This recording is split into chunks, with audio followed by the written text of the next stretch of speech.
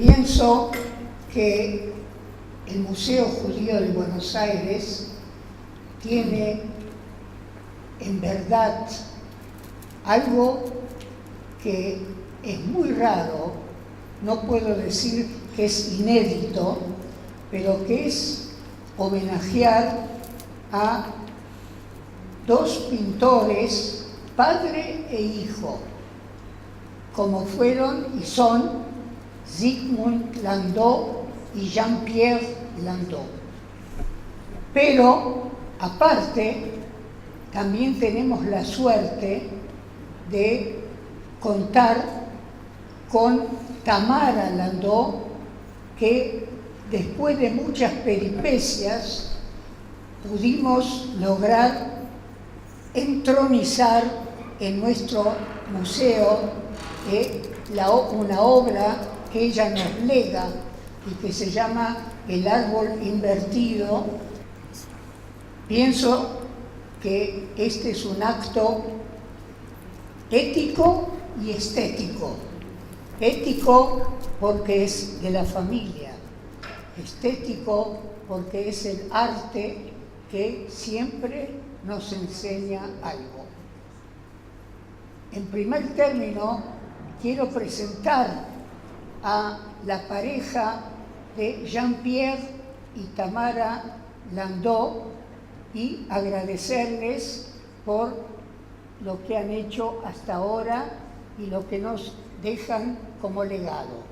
Les pido que se levanten. Jean-Pierre debout.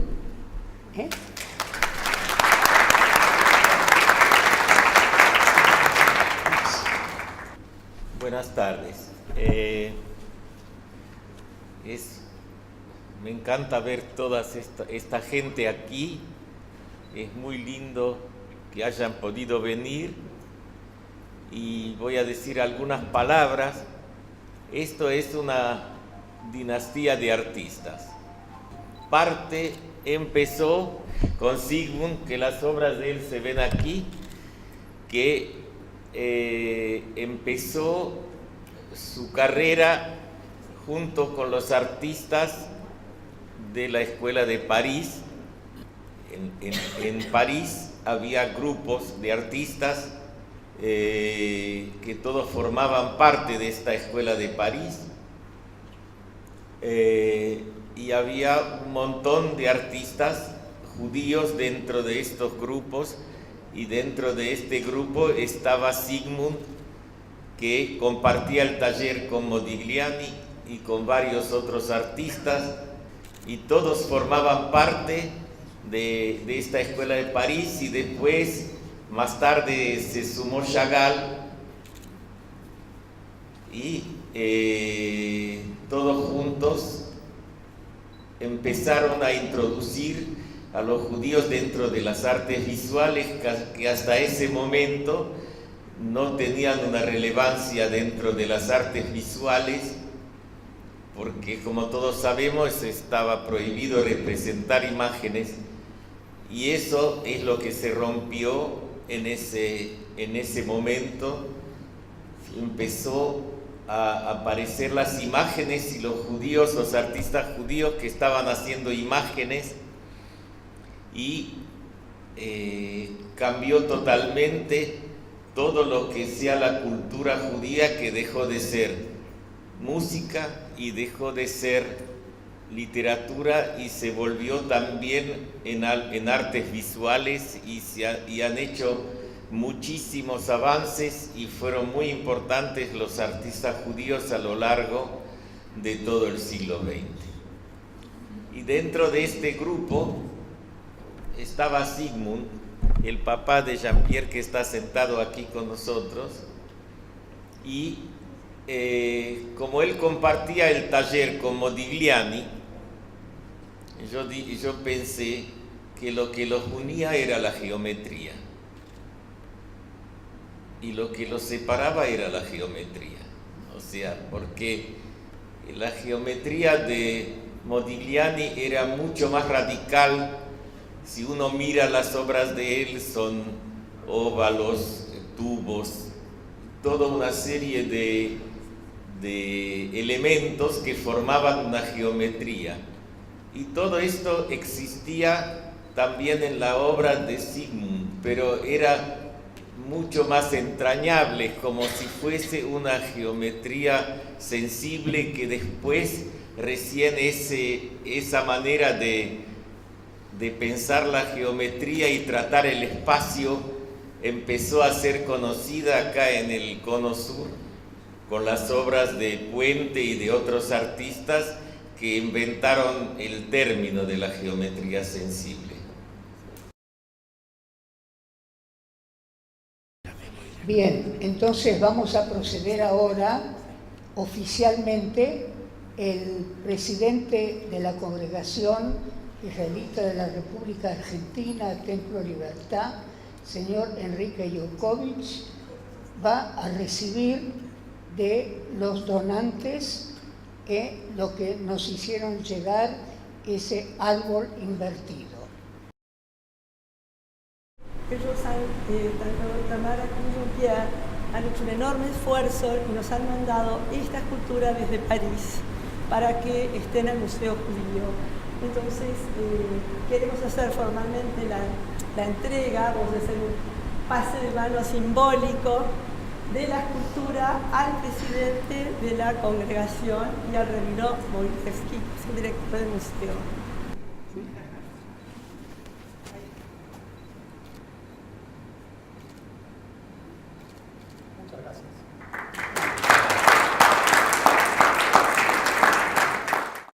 Ustedes saben que la congregación israelita, que llamamos Templo Libertad, es la primera congregación judía que hubo en Buenos Aires. Hay varias versiones, pues no está documentado exactamente. Hay quienes dicen que fueron judíos franceses, otra versión que escuché que eran alemanes, pero claramente fueron judíos europeos, de Europa Occidental, que han fundado esta congregación ya hace más de 150 años. El Templo Libertad, como se lo llama así por la calle en la que está ubicado, pero que ya lo adoptamos como nuestro nombre, pues nos resulta muy significativo que sea Libertad, ha llevado la tradición judía durante más de un siglo y medio y ha estado siempre también en permanente cambio. Ha sido la primera congregación que se ha convertido en una congregación igualitaria en Argentina y al mismo tiempo mantenemos nuestro minyan, más tradicional, o sea que somos una congregación muy abierta y aquí mismo fomentamos la cultura y aquí mismo funciona el Museo Judío de Buenos Aires. Entonces creo que la obra que de alguna forma entrecruza arte, psicoanálisis y judaísmo y está también muy vinculado con la historia, es realmente muy apreciada por nosotros, es muy significativo, apreciamos mucho esta obra y bueno, tiene todo nuestro compromiso que la vamos a resguardar y la vamos a difundir con mucho amor, sabiendo el sentido que tiene. Muchas gracias por el esfuerzo de ustedes y esta donación.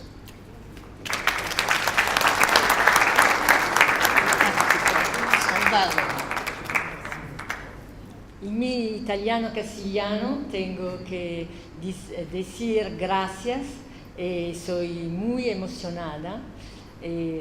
Quiero decir que por mí estuvo importante de donar esta obra aquí en Buenos Aires, el Museo Judío, porque yo estuve muy bienvenida aquí en Argentina con mi teoría psicoanalítica, que son ideas que tengo después, que desarrollo después una vida, y que aquí soy mucho más escuchada que en Europa. Así yo me siento un poco porteña adoptiva, y por eso quería dejar aquí algo de mi pasaje, de mi trabajo.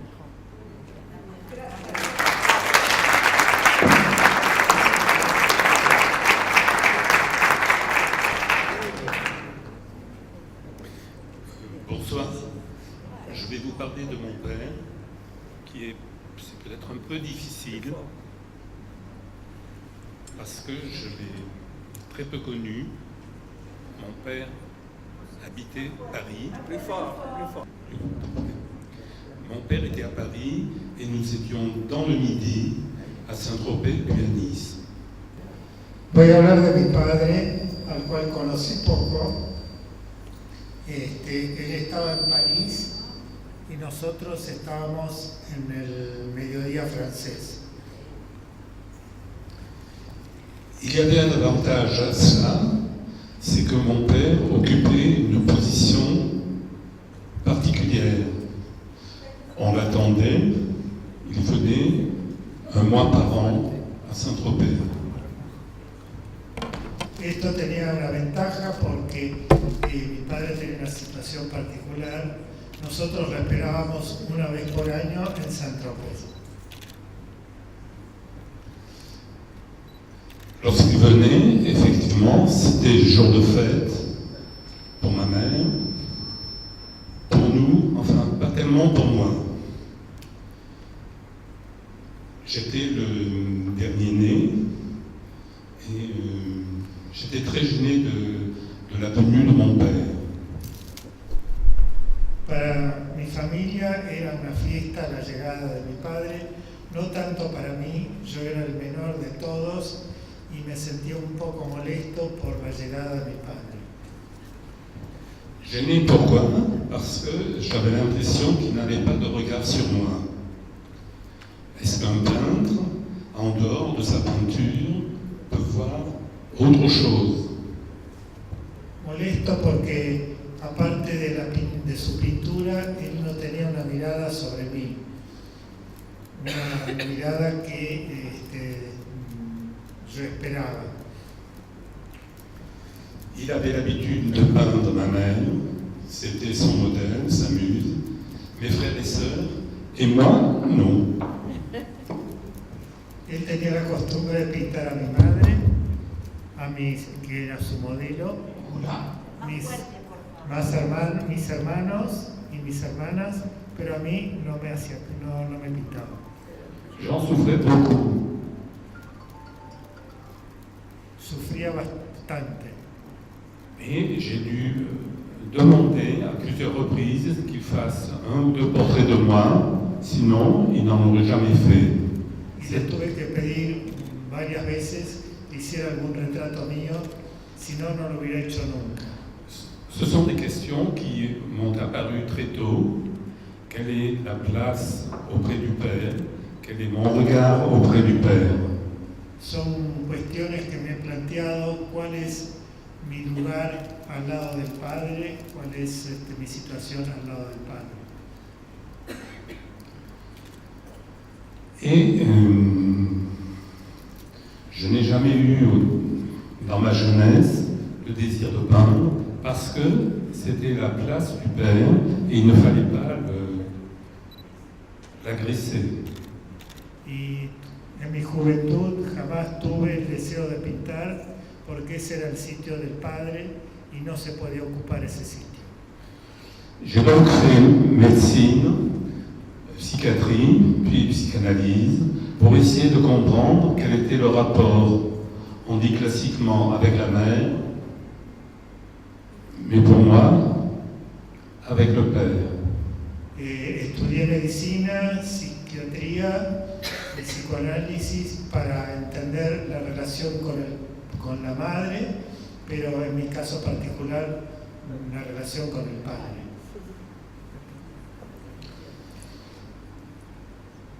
Je me suis donc approché de la peinture, là où se portait le regard de mon père.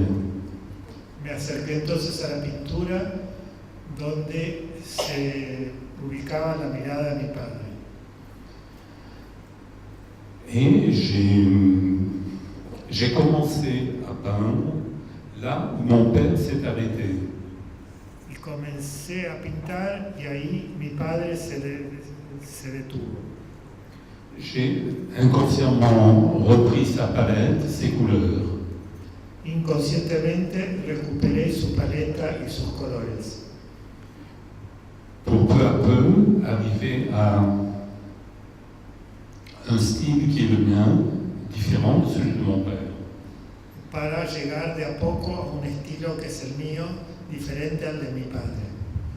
Très fier de cet acte.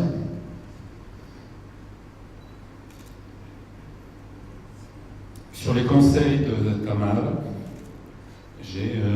on a organisé des expositions père et fils. Orgulloso de esto y con el apoyo de Tamara, organizamos exposiciones padre e hijo. Expositions itinérantes, Paris, Rome, Milan, mais surtout Varsovie. Exposiciones itinerantes, París, Roma, Milán, pero sobre todo Varsovia. Où, contrairement à ce qu'on peut penser, c'est pas le père qui amène le fils, c'est le fils qui amène le père. Contrariamente a lo que uno podría pensar, no es el padre que arrastra al hijo, es el hijo que arrastra al padre. Grande est ma joie d'avoir pu amener ici mon père. Grande es mi alegría de poder traer hasta aquí a mi padre. Et le faire connaître alors que, à ses yeux, je ne sais pas ce que je représentais, mais il ne me voyait pas. Y hacerlo conocer, aunque no supe nunca qué representaba yo para él. Alors j'ai décidé de forcer les choses, et maintenant il ne peut pas ne pas me voir. Entonces decidí forzar la cosa y en este momento no puede no verme. Et que, en dehors de sa peinture, je pense que ce qu'il a réussi de mieux, Y creo que aparte su pintura, donde tuvo más éxito, c'est moi. soy yo.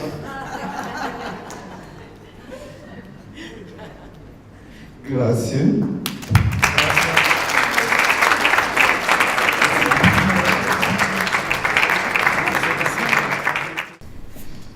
Yo voy a hablar dos palabras sobre la pintura de Jean-Pierre. La pintura de Jean-Pierre Landau es a la vez poesía, psicoanálisis y música. Será necesario distinguir, no consiste la pintura para él en escribir una huella sobre un soporte, como hace la escritura para dibujar las palabras. El trazo pictórico impregna el lienzo y se vuelve letra del poema colorido. La pintura y los poemas de Jean-Pierre cuestionan el concepto de huella amnésica y de reminiscencia. Una huella no es una cosa, ya que precisamente dice la ausencia de aquello que estuvo aquí anteriormente y que ya no está. Solo hay huella de una desaparición.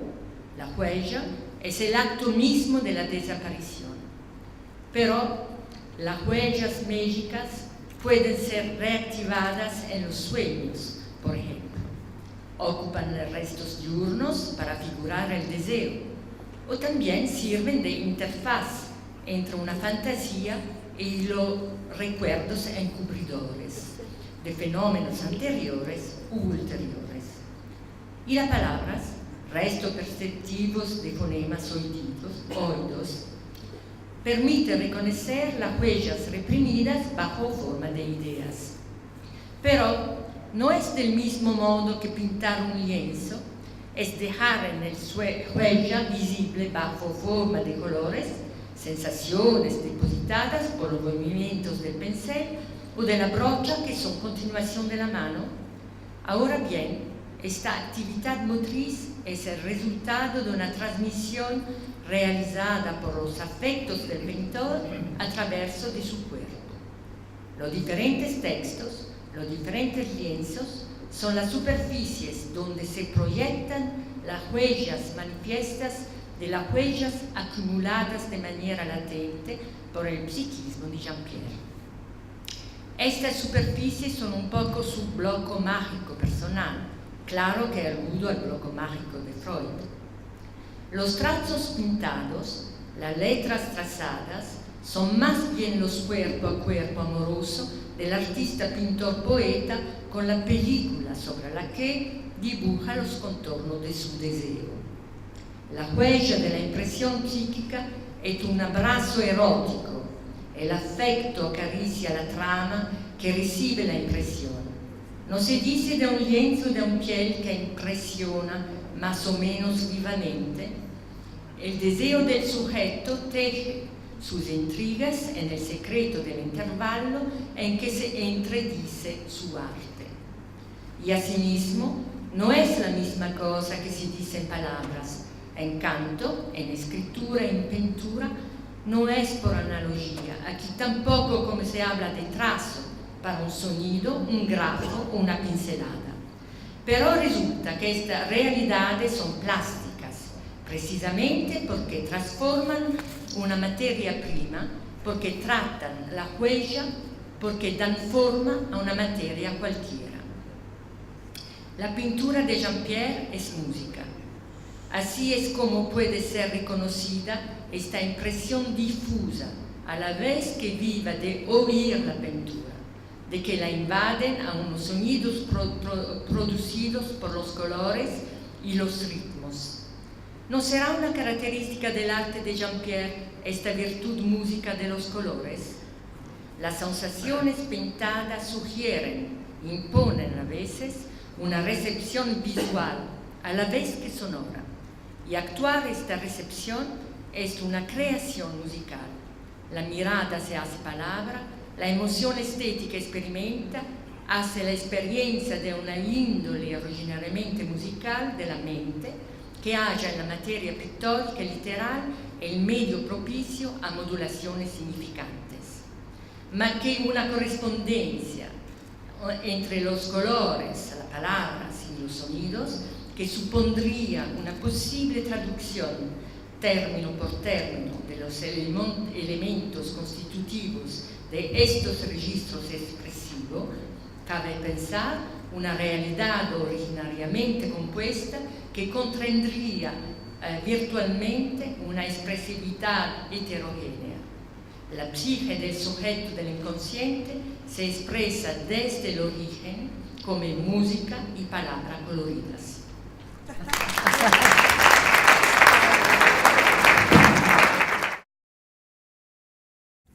Para explicarles un poco por qué estoy acá, una casualidad muy feliz hace que solo hace un par de meses Tamara Landó me contactó en París a través de un conocido común para tratar de comparar sus resultados e intuiciones psicoanalíticas prenatales en casos de embarazos de pacientes bulímicas, anoréxicas, con la biología de la reproducción, mi especialidad durante 3 decenios en mi laboratorio de biología de la reproducción humana en el INSERME de París.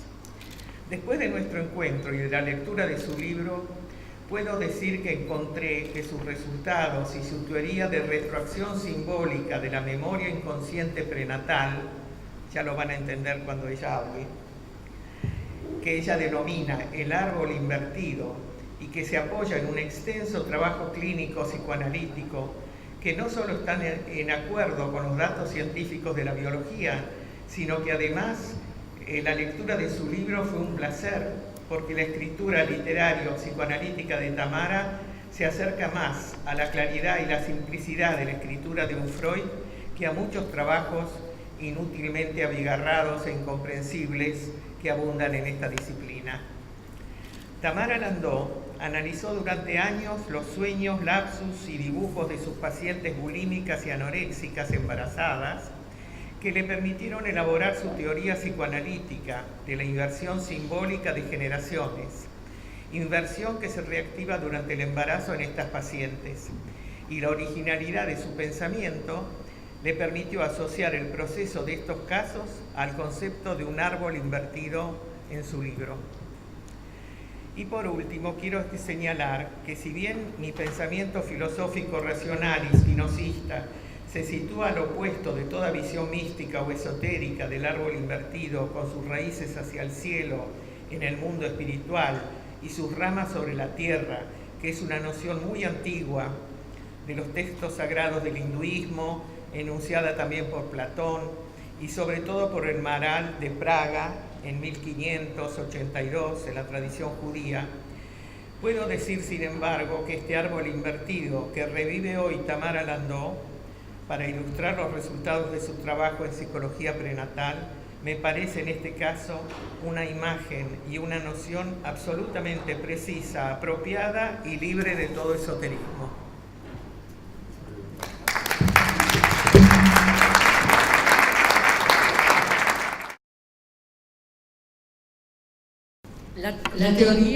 La teoría del árbol invertido es el fruto de una elaboración efectuada a partir de la práctica de psicoanálisis con analizantes bulímicas anoréxicas que me develaron con sus gestos, lapsus y pesadillas recurrentes las mismas fantasías inconscientes y reminiscencias que pueden remontar a la vida fetal. Escuchando estas analizantes me di cuenta que ellas hacían la misma inversión en el orden simbólico de las generaciones a través de lapsus muy frecuentes, tales como mi madre en vez de mi abuela, mi padre en vez de mi abuelo, o también voy a nacer cuando estaban encintas. Estos lapsus me indicaron que no podían escribirse en el tiempo cronológico, en la duración, en el tiempo genealógico, ni en el tiempo del relato. Todas expresaban en sesión la impresión de estar encerradas en el pasado. Este sentimiento de no existir está asociado con la de no diferenciarse de su madre. 15 de ellas me trajeron espontáneamente el mismo dibujo. Espontáneamente, es importante. Un árbol invertido con las raíces alzadas hacia el cielo y las ramas enterradas o simplemente orientadas hacia abajo. Todos estos elementos me permitieron elaborar la teoría del árbol invertido, que supone la existencia de una memoria inconsciente transmitida por las abuelas maternas, que estructura una identificación primordial que une el feto con la abuela y la madre con el feto en un lazo placentario fusional. Así se puede comprender esta fantasía del árbol invertido como una reminiscencia del embarazo y de la vida fetal, durante la cual el feto reactiva en la madre la memoria bioemocional de la experiencia vivida por su propia madre durante el embarazo. El esquema del árbol invertido sería pues un proceso de reatracción funcional de la memoria del cuerpo que estructura a nivel real y simbólico los significantes primordiales del feto en los significantes primordiales de la abuela. Así, según esta hipótesis, durante el embarazo el cuerpo del feto pertenece al cuerpo de la abuela en sentido fisiológico, y la madre al cuerpo del feto, lo cual configura inconscientemente un lazo fusional entre madre y niño indestructible, fuera del tiempo en que toda separación es impensable. Es pues, gracias a todas estas analizantes mujeres y a su dibujo, yo pude elaborar la teoría del árbol invertido en los años 2000. Y desde entonces descubrí que esta noción es muy antigua. La describen por lo menos 3 textos sobre el origen del mundo y de la humanidad, como he dicho Liliana Kaplan, Bhagavad Gita, el texto sagrado del hinduismo, en el Timeo de Platón y en el Ber Agolá, el libro di Ravilov, el Maharal de Praga, el erudito talmudista, filósofo y matemático. Lo que es muy interesante es cómo descubrí al mismo tiempo que Zygmunt Landau y Jean-Pierre, mi marido, son descendientes de Ravilov y el Maharal de Praga. Así, como dice el Talmud y el psicoanálisis, las mujeres parturientas y los recién nados saben todo inconscientemente y le preguntan qué olvidar.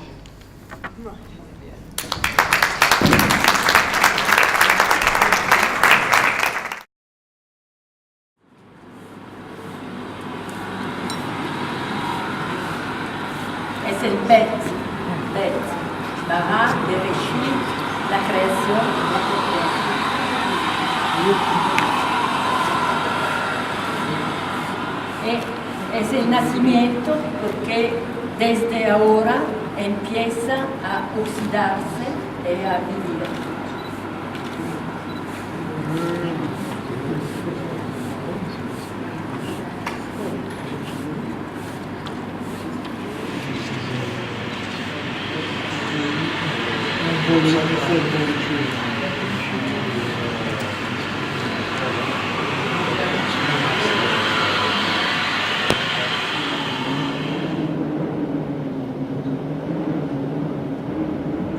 El aliento del padre es un talit. De Jean-Pierre Landau.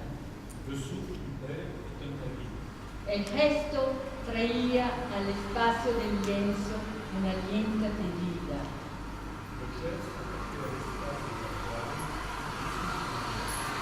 Los vaivenes del pincel ordenaban la respiración naciente.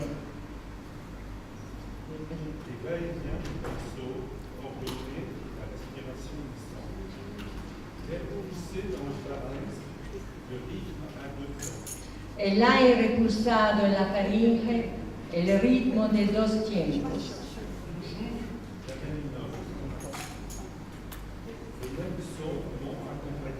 Siempre la misma nota, el mismo sonido me acompañaba.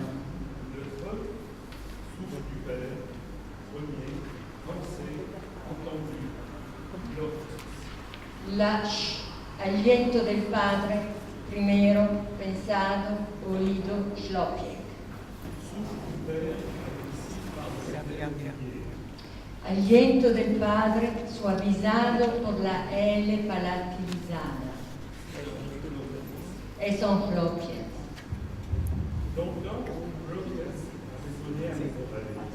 Largo tiempo resonó en mis oídos Schlopiek.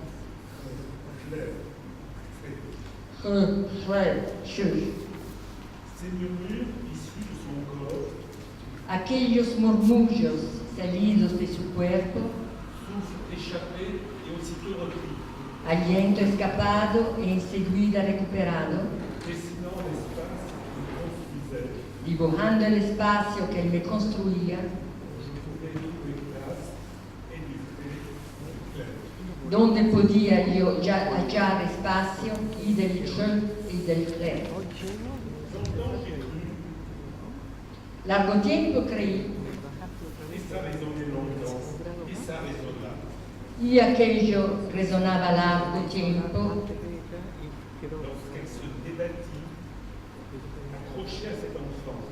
y cuando él la forceaba agarrada a este niño,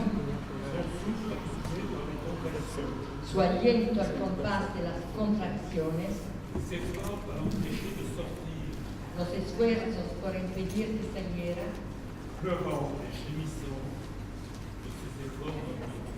llorando y gemiendo por sus esfuerzos no comprendidos.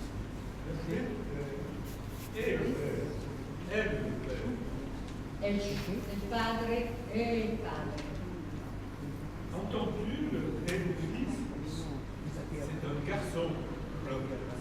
Oyes tú el ex de tu hijo, es un niño, está envuelto en tu aliento, de las palabras pronunciadas primero.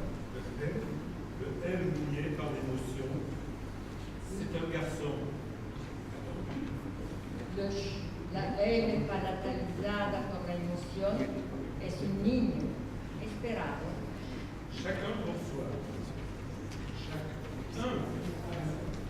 Cada uno para sí, es único, es mío. Es único, es mío, dice ella. Es mío, dice ella. Protegido por mi aliento creador. El aliento del Padre es un talit.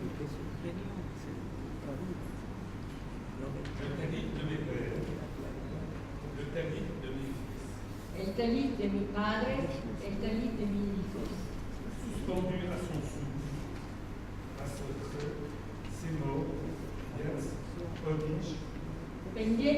aliento de esta palabra, Shek, Shochi. Je ne sais pas abandonner, mais permis de sortir de là No te abandoné, pero permití que salieras de donde te habías